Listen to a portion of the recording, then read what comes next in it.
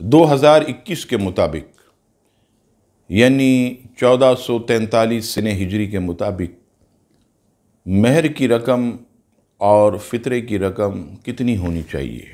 مہر کی شرعی رقم وہی ہے جس پر فریقین نکاح کا آپس میں اتفاق ہو جائے۔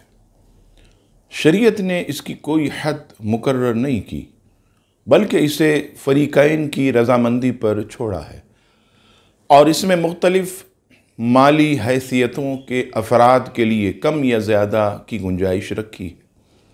البتہ حدیث شریف میں جو مہر کی رقم کم از کم وہ 10 درہم یعنی 2 تولے 7.5 ماشا تقریباً 30 گرام 618 ملی گرام چاندی یا اس کی رقم مقرر کی گئی، جو کہ کم و بیش 2021 سپٹمبر کے مطابق 2600 یعنی 2600 روپے بنتی ہے۔ فطرے کی رقم ہر دور میں 2 کلو 50 گرام گیہوں یا اس کا آٹا یا اس کی رقم ہے۔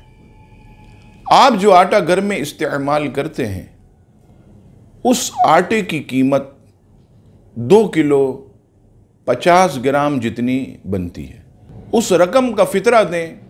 اس سال 2021 میں فطرے کی رقم علماء کرام نے 150 روپے مقرر کی تھی، اور آپ نے دیکھا بھی ہوگا جگہ جگہ اسٹالز پر فطرے کی رقم 150 روپے 150 روپے مقرر تھی۔ باقی اس کے علاوہ جو صاحب حیثیت جتنے زیادہ فطرہ دینا چاہیں، کھجور کی مد میں جو کشمش، تو وہ فطرہ دے سکتے ہیں۔ جتنا زیادہ شہد ڈالیں گے اتنا ہی میٹھا اور مٹھاس پیدا ہوگا۔